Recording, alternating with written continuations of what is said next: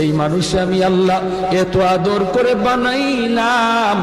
আসমান আল্লাহ বানাইছেন কুন ফায়াকুন বইলা, ফেরেশতা আল্লাহ বানাইছেন কুন ফায়াকুন বইলা, জমিন আল্লাহ বানাইছেন কুন ফায়াকুন বইলা, কিন্তু আমারে আপনারে আল্লাহ পাক কুন ফায়াকুন বইলা বানায় নাই।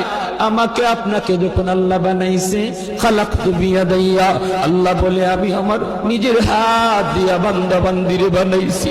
কারণ এই চেহারার মধ্যে এত দামি কপাল, ওই কপাল দিয়া বান্দা আমার কুদরতি কদমে সাজদা দিবে। এই কপালটার এত দাম। এই কপাল কুন ফায়াকুন বললে হয় না, এই কপাল ফেরেশতাদের হাতে বানাইলেও হয় না, আমি আল্লাহ নিজের হাতে বানাইছি। আল্লাহ পাক কই আমি আল্লাহ দেখি জমিনে কেমন অন্যায় হয়, অত্যাচার